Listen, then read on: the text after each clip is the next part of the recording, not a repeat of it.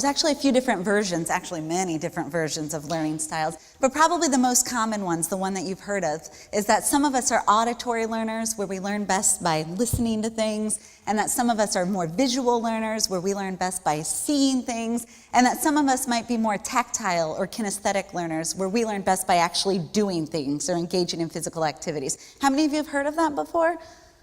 Well, the good news and bad news. Bad news is, if you believe in learning styles, you're actually wrong. And I'll explain that in just a minute. But the good news is that it's not entirely your fault. This belief in learning styles is incredibly pervasive. It's so common that few people ever think to even question it, right? It sounds so logical. It sounds so real. But when put to the test, we found that learning styles don't exist. And again, there are tons of people that believe this. When we survey, for example, students and teachers, we find that something like 90% of them, or over 90% of people, believe that they have a learning style. And teachers today, many teachers, are still told that part of their job, in order to be effective teachers, is to figure out what their students' learning styles are and then to accommodate them for the classroom. There are even a host of companies and organizations out there that support learning styles and who, for a fee, will train you on how to maximize your potential, or that of your students, right, by addressing learning styles and learning what yours are.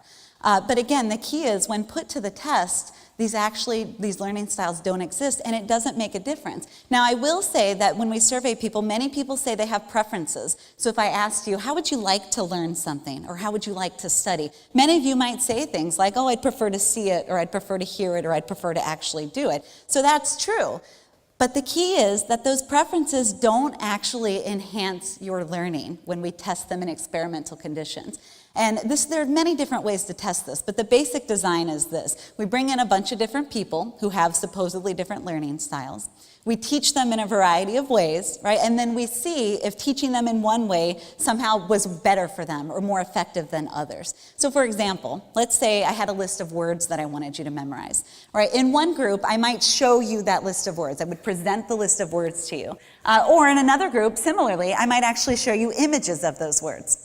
In yet another group or another condition, I might just let you listen to those words and hear them. So you wouldn't actually see anything, but you would just hear someone saying dog, hose, coat, etc. Now, if learning styles existed, if it was true, we would expect that visual learners, or so-called visual learners, would be able to recall more words when they saw them, right? So either when they saw the list or when they saw the actual images. And we would expect that so-called auditory learners would be able to recall more words when they heard them, right?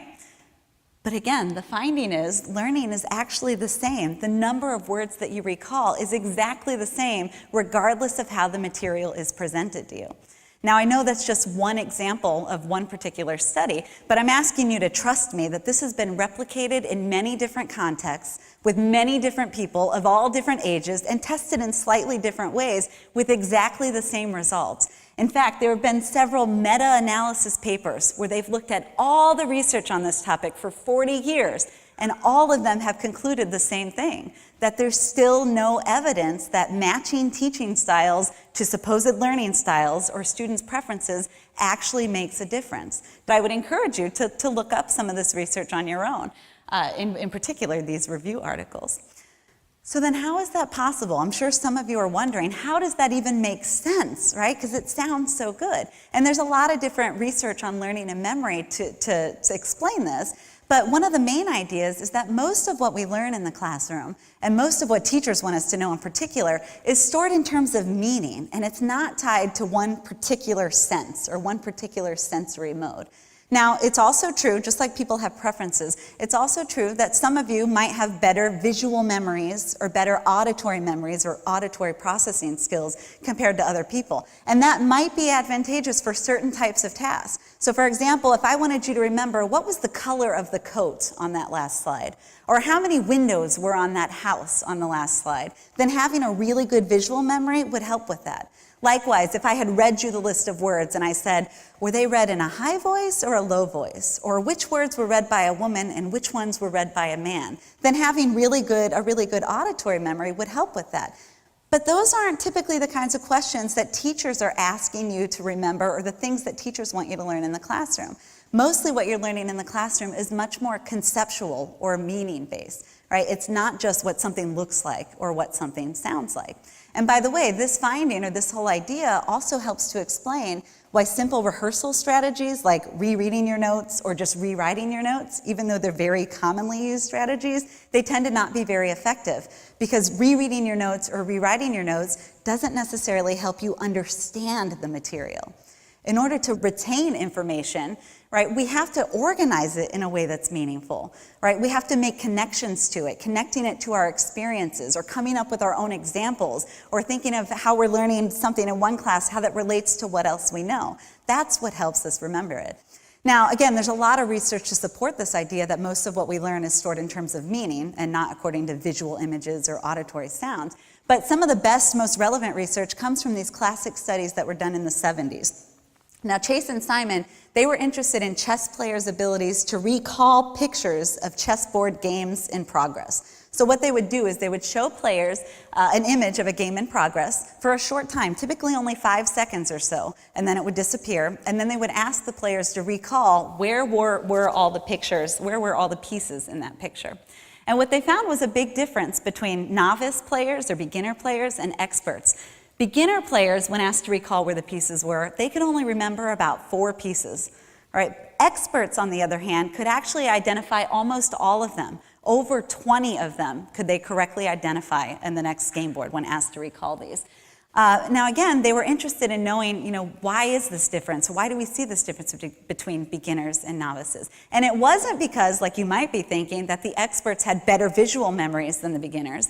It was because the experts had more experience playing chess and more knowledge. In other words, this game board was more meaningful to them, right? They could see the strategy involved. They could imagine what was happening and why the players had their pieces positioned the way they did.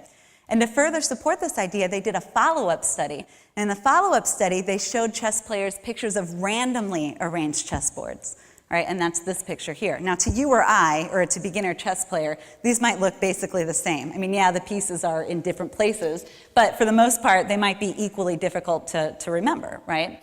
To an expert, though, we found big differences when presented with a randomly configured board. Once it was random, experts no longer had an advantage in remembering pieces because it wasn't meaningful to them. But because there's no meaningful arrangement in this second piece, right, they lost that advantage, which again is just further evidence that we store information in terms of meaning and not according to a sensory mode. And this basic finding, by the way, has been extended to other contexts, everything from chess to basketball to computer programming and to dance, right? We store information in terms of meaning and not limited to particular sensory modes. So that's the first reason. Another reason why this learning styles theory doesn't pan out is that, the best way to teach something or to learn something really depends on what it is you want to learn, right? Or depends on the content itself. Now, if I wanted you, for example, to know what a bunch of different songbirds looked like, the best way to teach you that is to let you look at pictures of those songbirds or let you see them in real life, right? But note that that's true for everybody. That's not true just because you're a visual learner, right? That's because looking at them is what I'm asking you to do, is to remember what they look like. On the other hand, if I wanted you to remember what they sounded like or to be able to distinguish between different songs of different songbirds, then letting you hear them would be the best way. But again, that applies to everybody. Just like if I wanted you to know what different flowers smelled like, the best way to teach you that is going to be to let you experience those flowers by smelling them. All right, but that doesn't mean you're an olfactory learner or that you learn everything better through smelling. I mean, take a minute to imagine what that would look like in a math class or in an anatomy class, right, or a physics class. Right? And as absurd as that sounds, it's really important to remember that the same problems, the same criticisms apply whether we're talking about so-called olfactory learners or whether we're talking about auditory learners or visual learners or even kinesthetic learners. All right? The last 3 might seem more palatable or more reasonable, but the same issues apply. It really depends on what I'm asking you to learn, the best way to teach it. But that also brings me to another point, and that's this idea that many things can be taught using multiple senses. So it's not just limited to one, for example. So say I wanted you to learn the game of football, right? Probably the best way to teach you football is going to get you out there and play football, right? To actually practice and having that physical experience playing. But you'd also probably benefit from being able to watch a football game, or being able to look at schematics or drawings of the different formations and the different positions, just like you'd probably also benefit from hearing coaching or hearing feedback as you're playing, right? You're getting the kinesthetic experience, the visual, and the auditory. Similarly, if a music teacher wanted you to know the different parts of a symphony orchestra, then yeah, going to an orchestra and listening to one would be beneficial, but it would also add to the experience if you had the capability to touch the instruments, or maybe to learn how to play them, right? Or to actually watch one live. Again, it's not that different modes make it meaningful to different people based on their learning style. It's not like, oh, the visual learners are only going to learn by seeing it. Right? It's because incorporating multiple sensory experiences into one makes it, or into one lesson, makes it more meaningful. So then you might be wondering, why does this myth persist? Right? And there's a few different explanations. And the first one is quite simply that everybody believes it. Right? It's so common that you never even think to question it. Right? How could so many people be wrong? Right? If so many people believe it, how is that possible that it's wrong? But as you know, just because something is commonly believed doesn't necessarily make it true. Remember, just as an example, at one point we used to think that the Earth was the center of the universe, right? Until scientists like Copernicus and Galileo proved us otherwise, right? Likewise, there was a time in which some people actually believed or were worried that polio might be caused by ice cream, right? Which we now know is nonsense, right? And unfortunately, even today, one unfortunate myth that still persists is this idea that vaccines cause autism, despite the lack of any scientific evidence, right? Just because a lot of people believe it doesn't make it true. And that might seem really obvious to you, but again, the key idea is that when something's so pervasive, it doesn't even occur to people to challenge it, right? We need to be willing to critically reflect on beliefs, even if they're commonly believed.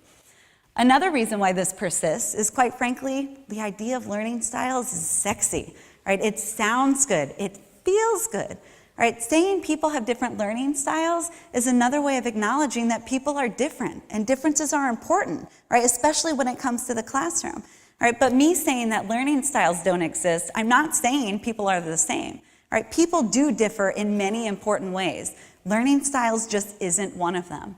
And just because some ideas sound really good, just because we really want something to be true, right, doesn't make it so. We have to remember that, even when we're talking about something as appealing as Santa Claus, unicorns, Bigfoot, or learning styles. And last but not least, another reason why this belief persists is something called confirmation bias. And this is this natural tendency that we have as humans to want to be right. Right? People don't like to be right, or don't like to be wrong, I should say.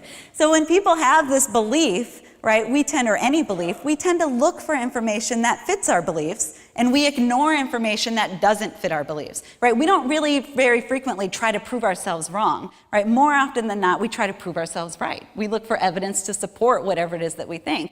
And sometimes this is deliberate, right? Sometimes this bias is very deliberate. So you all know that person who deliberately closes their eyes or plugs their ears and says, la, la, la, I'm not listening, I don't want to hear that, and turns their back, right? But more often than not, this is unintentional. This is subconscious. We don't even realize that we're doing it. How many of you, for example, have ever been thinking of someone only to have them call or text you? Or how many of you have experienced deja vu or had a dream only to have it come true, right? And you start to think, whoa, I've got something going on here, right? Some extrasensory perception, telepathic powers, right? Again, I'm sorry to say, you don't, right? That's been studied frequently too, and there's no evidence to suggest that we have these telecommunicative powers to talk to each other, right? But the problem is that we notice every time it happens, right? We notice every time we're thinking of someone and they call us because it's a cool coincidence, right? It's kind of exciting. We notice when we have that moment of deja vu. We don't notice all the times that we're thinking of someone and they don't call us, right? Or we don't really think about all the dreams that we've had that don't come true. Right? It's just like that other common belief that full moons are somehow associated with crazy behavior or increases in emergency room visits. This has also been something that people have scientifically studied. And again, despite common belief, there's no significant correlation there between full moons and emergency room visits.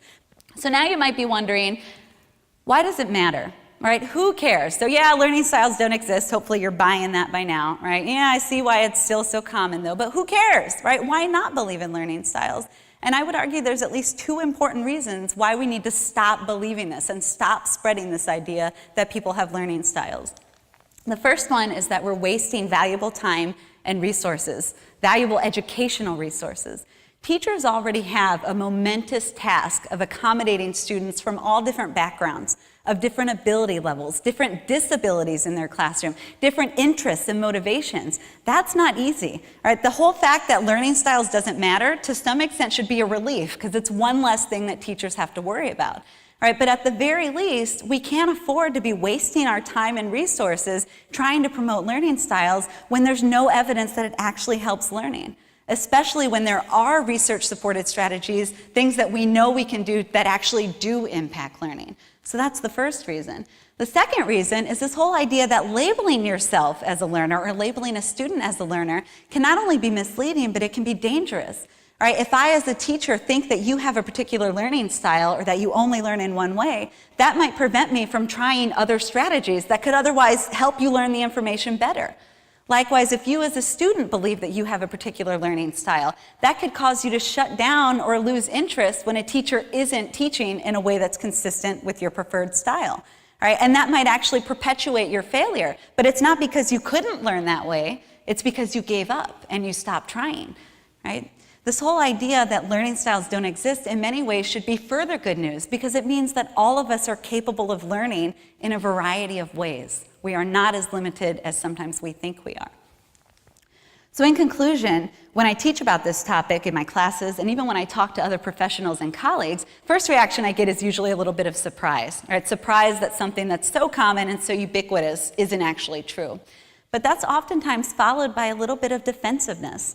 Right? And I'm sure there are some of you out there right now thinking, okay, I hear what she's saying. Yeah, I don't really care though. I know how I learn. Right? I know that I still have a learning style. People don't like to be wrong, right? And belief change is really hard, especially when it's a belief that you've held for a really long time or one that's central to your identity. But again, it's really important that we're willing to let our guard down sometimes and to challenge our beliefs and to truly consider other perspectives or different ideas. How often do we get defensive when we hear information or hear ideas that we don't like to hear or that go against our beliefs? How often do we surround ourselves intentionally with like-minded people just so we don't have to face different perspectives? And in a day and age when information is more readily accessible than ever before, how often do our Google searches take us to showmeimright.com rather than unbiased evidence? Thank you.